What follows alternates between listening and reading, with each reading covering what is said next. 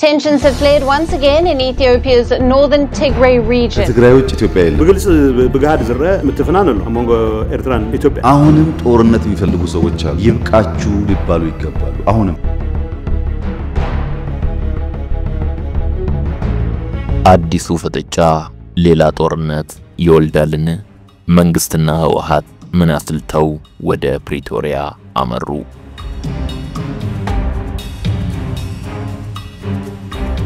የኢትዮጵያ ፖለቲካ አየር አንድም ሁለትም በሚባል የጦርነት ሽታ ተሰንጓል ወዲያ ከኤርትራ ጋር ወዲህ ደግሞ ትግራይ ውስጥ እየተካረረ በመጣው ፍትጊያ እነኚህ ሁለት ጎራዎች ግን አንድም ሁለትም ተብለው ሊገለጹ የሚችሉባቸው ገመዶች በመሃላቸው ተዘርግቷል ከህወሓትም ይሁን ከኤርትራ ጋር የሚፈጠር ግጭት ሜዳው አሊያም ማኮብኮቢያው ትግራይ የሚሆንበት እድል የበዛ መሆን ደግሞ የገመዱን ክረት ወይም ልልነት ይወስነዋል ተብሎ ይቀመጣል ከሰሞኑን የአሜሪካ የውጭ ጉዳይ ፖሊሲዎችና አቅጣጫዎች ላይ ጥልቅይታና ትንታኔ በማስነበብ የሚታወቀው ፎሬን ፖሊሲ ድረገጽ Stop the next Ethiopia war before it begins በሚል ርዕስ ባስነበበው ጽሑፍ ከኤርትራ ጋር ሊፈነዳ በሚችል ጦርነት የትግራይ ሁኔታና የትግራዋያኑ ሚና ቀላል አለመሆኑን ለማመላከት ሞክሯል ጽሑፉን ያሰናዱት ሁለቱ ጉምቱ ዲፕሎማቶች ፓዮትኖፍና አሌክሳንደር ሮንዶርስ ለህወሓትና የትግራይ ፖለቲካ ሩቅ ያልሆኑ በዚህም ሳቢያ ትልልቅ በሚባሉት የክልሉ ፖለቲካ አመራሮች ውዳሴና አድናቆት የተቸሩ ጭምር ናቸው ፓዮትኖቭ በባይደን አስተዳደር ዘመን የአፍሪካ ቀንድ ምክትል ልዩ መልእክተኛ የነበረ ሲሆን አሌክሳንደር ሮንዶርስ ደግሞ በአፍሪካ ቀንድ የአውሮፓ ህብረት ልዩ ተወካይ ሆኖ አገልግሏል ኖፍና ሮንዶርስ በዚህ የፎሬን ፖሊሲ ጽሑፋቸው አጽንኦት ሰጥተው ካሰፈሯቸው ነጥቦች አንዱ በሱዳን በሚገኘው የህወሓት ታጣቂ ኃይል ዙሪያ ከዚህ በፊት በጥርጣሬ ሲነሱና ሲስተባበሉ የነበሩ ሁለት እውነታዎችን ፍርጥርጥ አድርገው ያስረዱ መሆናቸው ነው የመጀመሪያው በሰሜኑ ጦርነት ወቅት TDF ተብሎ ይጠራ የነበረው የህወሓት ጦር ወደ ሱዳን ገብቶ ጀነራል አልቡርሃን በሚመራው የሱዳን መከላከያ ኃይል የመጠለያና ሎጂስቲክ አቅርቦት እንደተደረገለት በግልጽ ማመላከታቸው ሲሆን ሁለተኛው ደግሞ ይኸው የTDF ኃይል ከኤርትራ መከላከያ ኃይል ጋር ተጣምሮ የጀነራል አልቡርሃንን ጦር በማገዝ በጀነራል ሐምዳን ዳጋሎ ሄሜቲ የሚመራው ፈጥኖ ደራሽ ኃይልን ወግቷል የሚል ነው እነኚህ ሁለት መረጃዎች በትግራይ በነበረውና ባለው የፖለቲካ ተኩሳት ላይ የሚኖራቸው ትርጉም ቀላል አይደለም በአንድ በኩል ትግራይ ውስጥ በተካሄደው ጦርነት የሱዳኑ ወታደራዊ ኃይል መሪ ጀነራል አልቡርሃን ጦር ምን አይነት ሚና ነበረው የሚለውን ተነስቶ ማያውቅ ጥያቄ ለማንሳት ያስገድዳል ምናልባት የፌደራል መንግስቱና ህወሓት ውጊያ ተፋፍሞ ደሴ በደረሰበት ወቅት ጠቅላይ ሚኒስትር አብይ በጦርነቱ የውጭ ኃይሎች ተሳትፈዋል የሚለው ያልተብራራ ንግግራቸው ከዚህ እውነታ ጋር የሚተሳሰርበት ክር ሊኖር ይችላል ከምንም በላይ ጽሑፉ የህወሓት ጦር የጀነራል አልቡርሃን ደጋፊ ሆኖ ሱዳን ውስጥ ጦርነት ሲያካሂድ መክረሙ በቀጣይ በሰሜን ኢትዮጵያ አካባቢ የሚፈነዳ አንዳች ጦርነት ካለ ሱዳን ውስጥ ባለው አሁናዊ ግጭት በርካታ አካባቢዎችን በቁጥጥሩ ስር ያደረገ መሆኑን የሚናገረው የአልቡርሃን ጦር ሚና ምን ሊሆን ይችላል የሚለው ተያይዞ መነሳት የሚገባው ወሳኝ ጥያቄ ያደርገዋል አልቡርሃን በአልፋሽጋ ግዛት ከኢትዮጵያ መንግስት ጋር የገባበት የከረመው ጥረት አለመርገቡን ለሚያስታውስ ደግሞ ከኤርትራም ይሁን ከህወሓት ጋር በአንዳች ሁኔታ ትግራይ ውስጥ ግጭት ከተከሰተ እጁን አጣጥፎ ይቀመጣል ከሚለው ይልቅ ውለታውን ለመመለስ ይሳተፋል የሚለው መላምት ለእውነት የቀረበ ሊሆን ይችላል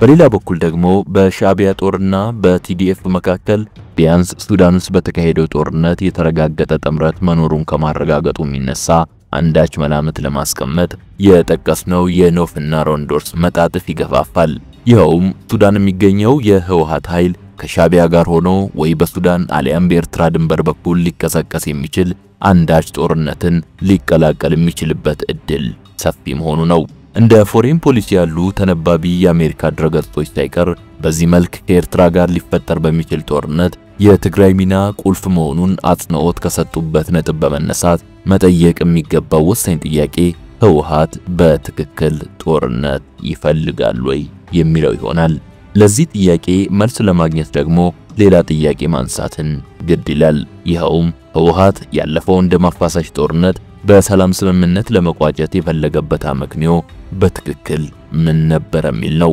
በዛሬው ኢሳሎን ተረካችንም ድህረ ፕሪቶሪያ ያሉት 2 ዓመታት በመንግስትና ህወሓት በኩል እንዴት አለፉ ከሚለው በመነሳት ማዕከላዊ መንግስቱም ሆነ ህወሓት ወደ ፕሪቶሪያ ውል የወሰዳቸው እውነተኛ ምክንያት ምን ነበረ የሚለውን መመርመር ይሆናል። አብራችሁን ቆዩ።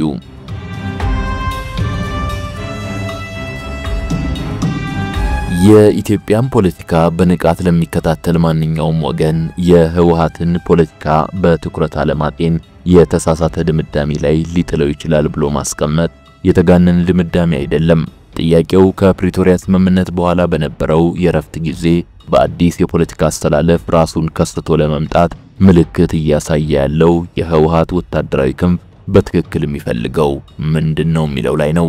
ከዚህ ጋር ተያይዞም አሁን ላይ በቡድኑ አመራሮች መካከል ያለው ሽኩቻ ታቅዶ እየተሰራ ያለ ፖለቲካዊ ስትራቴጂ ወይስ የአፈጻጸም ልዩነትና የሀብት ጥቅም የፈጠረው ቡድንተኝነት የሚለውን በወጉ መፈተሽም አስፈላጊ ሊሆን ይችላል።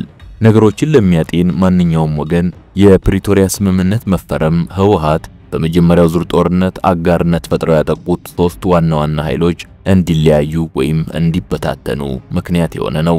እነኚህ 3 ኃይሎች በዝርዝር ይቀመጡ ከተባለ የፌደራል መንግስቱ፣ የኤርትራ መንግስትና የአማራ ኃይሎች ሊባሉ ይችላሉ። የነኛ ኃይሎች ከፕሪቶሪያ ፊርማ ማግስት ኩርፊያና ግጭት ውስጥ መግባት ለህወሓት ትልቅ የፎይታ ጊዜን ሰጥቶታል ቢባል ስህተት አይሆንም። በዚህም ሳቢያ ህወሓት ያለፉትን ከ2 ከፍ ያሉ የረፍት ዓመታት ራሱን በሰውና በሎጂስቲክ በስልጠናና አቅም ግንባታ ብሎም በአደረጃጀት ለማፈርጠም እንደተጠቀመበት ይገመታል። እንደሚታወቀው በፕሪቶሪያ ስምምነት መሰረት በ30 ቀናት ውስጥ ቡድኑ የጦር መሳሪያዎቹን አስረክቦ ታጣቂ ኃይሎቹም ወደ መደበኛ ህይወታቸው ይመለሱ ዘንድ ሂደቶች እንዲጀመሩ የሚደነግግ ቢሆንም ባለፉት ዓመታት ትጥቃቸውን አስረክበው ወደ ሰላማዊ ህይወታቸው የተመለሱት ታጣቂዎች ብዛት ግን እዚህ ግባ የሚባል አይደለም።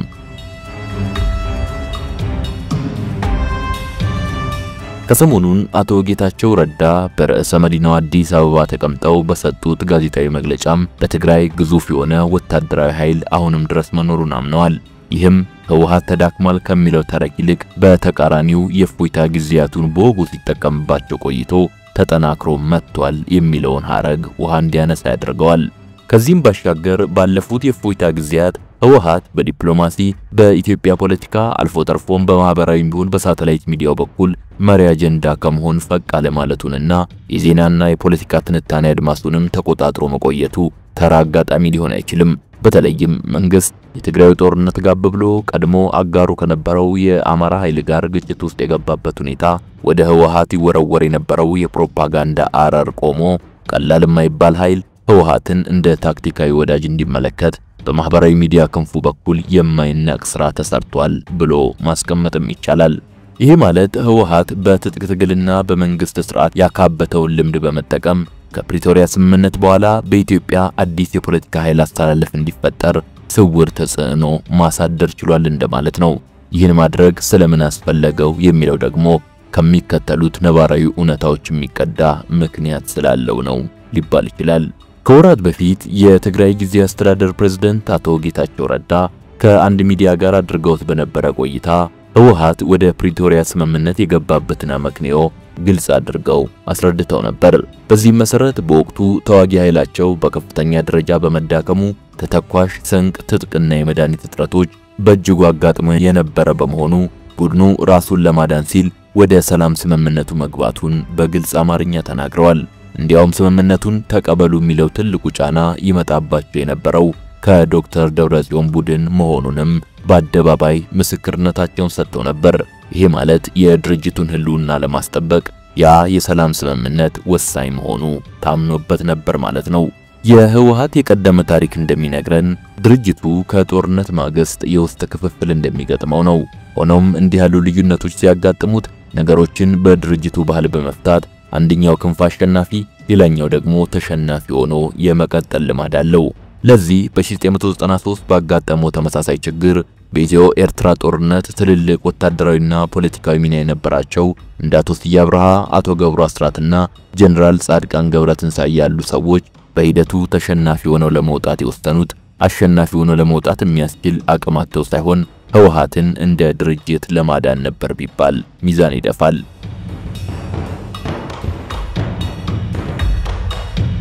ምንም እንኳን ተሸናፊውን ኃይል ተከትለው የወጡ አንዳንድ አመራሮች በህይወታቸውና በኑሯቸው ዋጋ መክፈላቸው ባይካድም ዋናዎቹ ግን እዚያ ውሳኔ ላይ የደረሱት ከምንም በላይ ድርጅታቸውን ለማዳን እንደነበር ገና የ2010 የመንግስት ለውጥ በተከሰተ አጭር ጊዜ ውስጥ ቢያንስ አቶ ስዬ አብርሃና ጀነራል ጻድቃን ወደ ህወሓት ጉያ ለመመለስ ያሳዩትን ፍጥነት ማስታወስ በቂ ይሆናል። በአጠቃላይ በተቀደደው ቦይ ጠላት ከሚገባ ተሸናፊ መሆን ይሻላል የሚለው የድርጅቱ የቆየ ሐሳብ ነው። ህወሓት ከጦርነት በኋላ ክፍፍል እንደሚገጥመው ቀድሞ ለመገምገምም ሆነ ለመገመት የሚቸገር ድርጅት ባይሆንም ሁሉም ግን ከድርጅት ህልውና በላይ አይሆንም በሚለው የቆየ ቢሉ ምክንያት ወደ እርስ በርስ መጠፋፋት ገባለው የሚል ግምት የነበረው አይመስልም። በዚህም ሳቢያ በሁለት ዓመቱ የትግራይ ጦርነት መራዘም ምክንያት የተዋጊ ኃይሉ መዳከም፣ የተተኳሽና ሎጂስቲክ እጥረት ብሎም የፌደራሉ መንግስት የተከተለው ከበባ የሚመስል ስትራቴጂ የፈጠረው የረሃብ አደጋ ድርጅቱን ሙሉ ለሙሉ የውሃ ሽታ እንዳያደርገው በሰላም ስምምነት ስም ህልውናውን ለመታደግ ምርጫ አልባ አማራጭ ሆኖ አግኝቶታል የሚለው ሐሳብ የሚያስኬድ ይመስላል። እንዲህ ካለው ቅርቃር ተነስቶ የሁኔታ ትንተና የሰራው ህወሓትም የፕሪቶሪያ የሰላም ስምምነትን መቀበል ለራሱም ሆነ ለወደፊቱ የዝግጅት ጊዜ ማገገሚያ ከማግኘት በላይ ለቀጣይ ተልእኮ ተጠናክሮ እንዲወጣ እድል እንደሚሰጠው ከልቡ ሊያምን ይችላል። በሌላ በኩል ደግሞ ነገሩን ከፌደራሉ መንግስት አንፃር መቃኘትም ሙሉ ስዕል ለመያዝ ያስችላል። እንደሚታወቀው በዚያ ጦርነት መንግስት በዲፕሎማሲ በሚዲያና በዓለም አቀፉ ማህበረሰብ ትኩረት ማግኘት ረገድ ብልጫ ተወስዶበት እንደ ጦረኛና ብረት ነካሽ ተደርጎ ከሚታይበት ፕሮፓጋንዳ ለመላቀቅ ለሰላም አማራጮች በር የተዘጋ አይደለም የሚለውን ድምጽ ጎላ ብሎ በማሰማት ኃላፊነት የሚሰማ ኃይል ሆኖ በመታየት የፕሪቶሪያን ስምምነት ተሸንፎ ለማሸነፍ በእጅጉ ተጠቅሞበታል ሊባል ይችላል። መንግስት ይህንን ስግብግብ ጁንታ ለህግ ከማቅረብ በመለስ የሚካሄድ ድርድር የለም የሚለውን የአንድ ሰሞን መፈክሩን ወደ ጎን ብሎ ህወሓት የፎይታ ጊዜ ለመውሰድ አስልቶ የተማመነበትን የሰላም ጥሪ መቀበሉ ግን በሀገሪቱ ቀድሞ የነበረውን የኃይል አስተላለፍ ፍጹም ተቃራኒ በሚመስል መልክ እንዲዛባ አድርጎታል። እዚህ ጋር አሁንም ህወሓት የሰላም ስምምነቱን ሲቀበል ለራሱ የፎይታ ጊዜ ከመስጠት በመለስ ከርሱ በተቃራኒ ቆመው የነበሩ ኃይሎችን አቅም ማዛባትን አስመልክቶ ምን ከግምት ያስገባቸው ነጥቦች ይኖራሉ ብሎ መጠርጠር አስፈላጊም ይሆናል። በዚህ ይሆናል የህወሓት ስሌት መሰረትም አንደኛ በጦርነቱ ከመንግስት ጎን ተሰልፎ የነበረውን የአማራን ኃይል ከስምምነት ሂደቱ ተነጣይ እንዲሆን ማግለልና ራሱን የአንድነት ኃይል አድርጎ የሚቆጥረውን ሰፊውን የከተሜና የዲያስፖራ ኃይልም አኩራፊና ተሸናፊ አድርጎ ከመንግስት መነጠል ሊሆን ይችላል።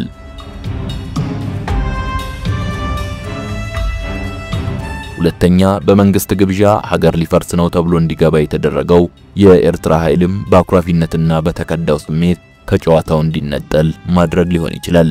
በተጨማሪም ህወሓት የፌደራሉ መንግስት በወልቃይት ወይም ምዕራብ ትግራይ እንዲሁም በኢትዮ ኤርትራ መሬቶች ጉዳይ የአፈጻጸም ቅርቃር ውስጥ ገብቶ ከአማራም ይሁን ከኤርትራ ኃይሎች ጋር ሌላ ጠብ ውስጥ እንዲገባ ማድረግ የስሌቶቹ አካል ሊሆን ይችላል።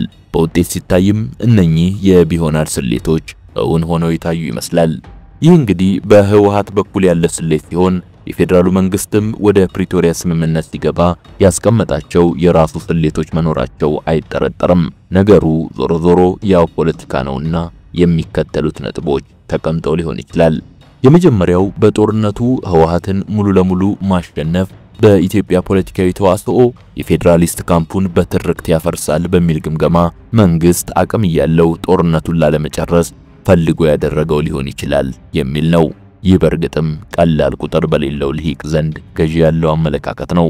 ሁለተኛው የስር ነቀል ለውጥና የህገ መንግስት ጥያቄዎችን በስፋት የሚያቀነቅነው የአማራ ኃይል ተጠናክሮ ፊቱን ወደ መሃል ሀገር ስልጣን ያዞራል በሚል ግምገማ በድርድርና በሰላም ስምምነት ስም ህወሓት በህልውና እንዲኖር በማዳን አቅሙ ተከርክሞ መቀሌ ላይ ተቀምጦ የመንግስት ስትራቴጂያዊ አጋር ወይም አሊያንስ እንዲሆን ለማድረግ ከመፈለግ በመነጨ ስሜት ሊሆንም ይችላል።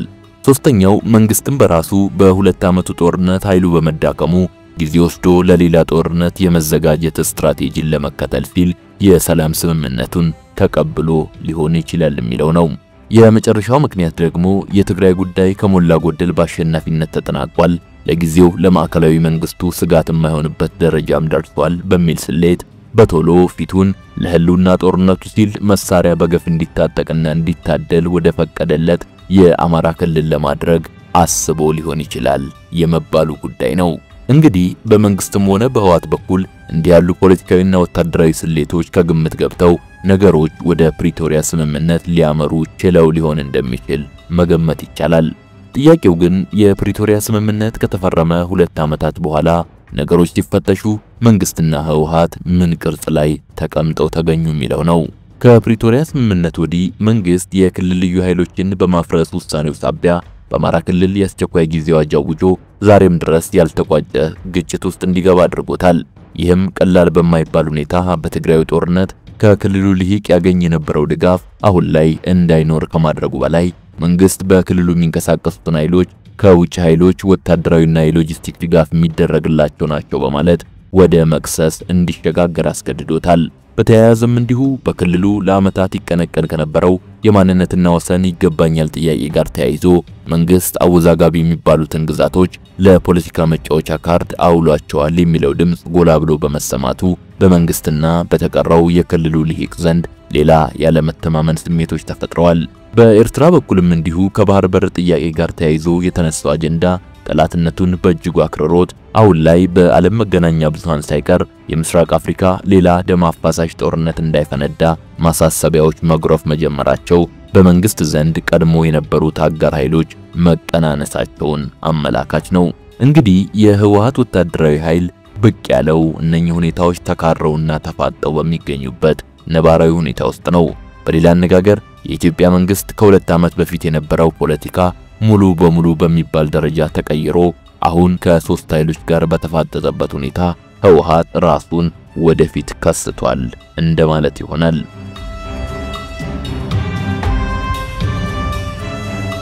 አሁን ላይ በትግራይ የኃይል አሰላለፉ የፈጠረው የውስጥ ሽኩቻ ለይቶለት ወታደራዊ ክንፉ አንደኛውን የህወሓት ክፋይ አሸናፊ በሚያደርገው ቁመና ላይ የተሰየመ ይመስላል። የአቶ ጌታቸው ረዳ አስተዳደርም አልቻልኩም ከማለት አልፎ የፌደራል መንግስቱ ጣልቃ በመግባት እንዲያገዘው መሃል አዲስ አበባ መግለጫ እስከመስጠት ደርሷል። ይህ ጊዜ አስተዳደሩ በትግራይ ፖለቲካዊ ሞት መሞቱን ያረጋገጠ ሁነት ነው ብሎ ለመደምደም ባያበቃም ተስፋው ግን መመንመኑን ያረጋግጣል። ያለ ፌደራሉ መንግስት ድጋፍ የነ ዶክተር ደብረጽዮን ቡድንን ለማስቆም በቂ ኃይል እንደሌለው ግን ማሳያ ሆኗል። እንግዲህ የፕሪቶሪያ ሰላም ስምምነት በኢትዮጵያ ፖለቲካ ቀድሞ የነበሩ የተለያዩ ኃይሎችን አሰላለፎችና ፍላጎቶች ከማዛባት ጀምሮ ህወሓት ድርጅትን መታደግ በሚለው ቢሉ የፎይታ ጊዜውን በሚገባ በመጠቀምና በመደራጀት ፖለቲካዊ ብልጫ ወስዶ ቁመናውን አፍርጥሞ ወረዳና ከተሞችን በመቆጣጠር የቀጠናውን የኃይል አሰላለፍ ማዛባት የቻለ ድርጅት መሆን ይችላል የሚለው የነጠረ ሐቅ ይመስላል። በዚህ መልክ ሊገለጽ የሚችለው የኢትዮጵያ ፖለቲካና የቀጠናው ኃይሎች አሰላለፍ ታዲያ በመንግስትና በህወሓት በኩል ጦርነት የመፈንዳቱን ነገር እርግጥ ያደርገዋል ወይ የሚለውን ጥያቄ በቀላሉ መልስ ለመስጠት አስቻይ አይሆንም። በይፋ ከሚገለጸው መረጃ አንፃር አሁንም ቢሆን ህወሓት ጦርነት ፈላጊ አለመሆኑን እንዲያውም ድርጅቱን ወክለው በጊዜያዊ አስተዳዳሪነት የተመደቡት አቶ ጌታቸው ረዳን ከማንሳት የዘለለ በራሱ አዲስ ጊዜያዊ አስተዳደር እንደማይሾም በመግለጽ ችግሮቹን ከፌደራሉ መንግስት ጋር በመግባባት ለመፍታት እንደሚፈልግ በመግለጽ ላይ ይገኛል። አመራሮቹም ለዚሁ ጥረታቸው ሰምራት ወደ አዲስ አበባ መለስ ቀለስ ማብዛታቸው ይሰማል። ይህ ሁሉ ግን ሰምነው የሚለው አመለካከት በፌደራሉ መንግስትና በአቶ ጌታቸው ረዳ ቡድን ዘንድ የታመነበት ይመስላል። ህወሓት ከሀገር ውስጥ የታጠቁ ኃይሎችና ከኤርትራ መንግስት ጋር በመቀናጀት ከማዕከላዊ መንግስቱ ጋር ዳግም ግጭት ውስጥ መግባት ይፈልጋል የሚለው እምነት በመንግስትና በጊዜያዊ አስተዳደሩ አመራሮች የሚቀነቀን አቋም መሆኑን ለመረዳትም ሰሞነኛውን የአቶ ጌታቸው መግለጫና ይህን ተከትሎም ነገሩን በንቃት የሚከታተለው የኤርትራ መንግስት ባልተለመደ ሁኔታ የሰጠውን ፈጣን ምላሽ ማረጋገጫ ማድረግ ይቻላል። በእርግጥም ኢትዮጵያ ወዴት እየሄደች ነው የሚለው ጥያቄ ከፍ ብለን ካስቀመጥናቸው ትንታኔዎች አንፃር ከታየ አሳሳቢ መሆኑ አይካድም። እኛ ግን ፈጣሪ ሀገራችንንና ህዝባችንን ሰላም እንዲያደርግልን ምኞታችንን በመግለጽ የዛሬው መሰናዷችንን ቋጨን።